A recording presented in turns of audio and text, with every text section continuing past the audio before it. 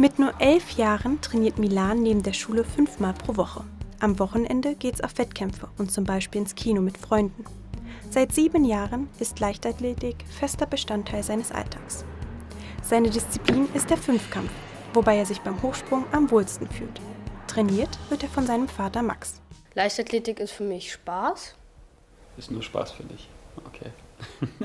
Für mich ist Leichtathletik nicht immer Spaß. Es ist also schon auch ein bisschen System, besser werden, sich steigern und vielfältig vor allem. Nicht nur auf dem Platz sind die beiden ein eingespieltes Team. In ihrer Wohnung direkt neben dem Olympiapark bilden sie einen echten Männerhaushalt. Selbst hier ist kein Möbelstück von Milans Übungen sicher, um seinem Vorbild, dem Zehnkämpfer Kevin Mayer, nachzueifern. Ja, also das ist sehr extrem, glaube ich, aber schafft schon viel Vertrauen und eine Vertrautheit. Sport liegt bei ihnen in der Familie, denn Max war selbst Leistungssportler und nahm seinen Sohn von Anfang an einfach mit. Ja, der war schon immer dabei, als ich selber noch aktiv war.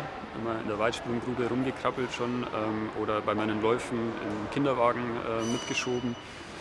Und irgendwann so mit 4 Jahren hat er sein erstes 50-Meter-Rennen gemacht und hat dann mit 5 Jahren angefangen in so einer Krabbelgruppe. Milan ist also schon als kleines Kind vom Sport begeistert. Er wird immer besser und gewinnt einige Medaillen und das nicht nur in Berlin. Seine Leidenschaft für den Sport ist so groß, dass er jetzt mit seinen 11 Jahren sogar auf eine Sporteliteschule will. So eine Sporteliteschule gibt es unter anderem im Olympiapark in Berlin. In der vierzügigen Pölcher-Schule mit durchschnittlich 450 Schülern wird auch im Unterricht ein besonderer Fokus auf den Sport gelegt. 7 Sportarten treffen hier auf dem Platz und im Klassenraum aufeinander. Geleitet wird die Schule von Matthias Rösner. Er hat schon diverse Schüler begleitet, die später zu prominenten und erfolgreichen Sportlern wurden. Einer der bekanntesten Absolventen ist Jerome Boateng. Doch wie unterscheidet sich der Alltag an einer Sporteliteschule von dem an einer anderen staatlichen Schule? Also unterrichtlich unterscheiden wir uns gar nicht von anderen Schulen. Der große Unterschied liegt darin, dass wir versuchen, die Sporttrainingseinheiten mit in den Unterricht zu integrieren. Die Schülerinnen und Schüler, die müssen an unserer Schule mehr leisten als normale Schüler. Wer auf eine Sporteliteschule gehen will, sollte bereit sein, seinen Alltag ganz dem Sport zu widmen. Denn viel Freizeit bleibt den Schülern dabei nicht. Die fangen halt in der Regel mit der ersten Trainingseinheit schon mal vormittags an. Dann haben sie den ganz normalen Lernstoff, den die anderen haben, und müssen dann nochmal zum Nachmittagstraining und kommen dann manchmal abends erst um 18 Uhr nach Hause. Manche haben auch Training von 19 bis 22 Uhr, weil die Turnhallenzeiten ihres Vereines das nicht hergeben. Doch wie kommt man überhaupt auf eine Eliteschule? Einfach anmelden wie an anderen Schulen ist nicht möglich. Man muss einiges mitbringen. Hier zählen nicht nur die schulischen Leistungen, sondern auch die sportlichen sowie gerade wegen der doppelten Belastung die sozialen Kompetenzen. In einer Sichtung, die fast wie ein normales Training abläuft, müssen die Kinder sich beweisen.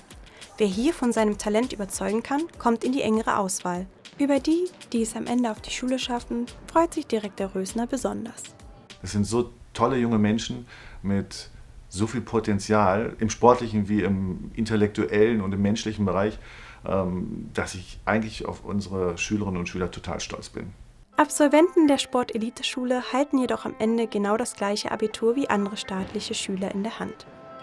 Lohnt es sich dann überhaupt, die zusätzliche Zeit und Mühe zu investieren?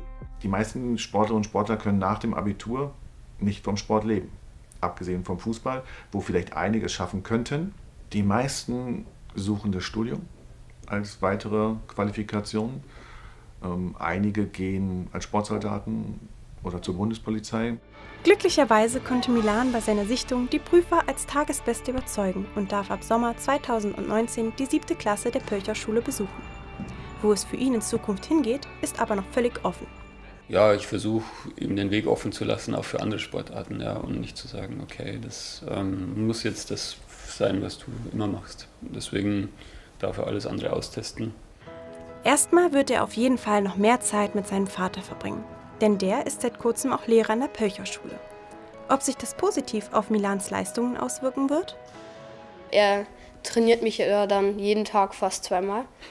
Deswegen. Ja, das stimmt, wenn du dann nicht besser wirst. Ja. Ob es beim Sport bleibt oder nicht, Milan macht sich darüber jetzt noch keine Gedanken. Wir sind jedoch begeistert und wer weiß, vielleicht sehen wir ihn dann irgendwann bei der Bundespolizei.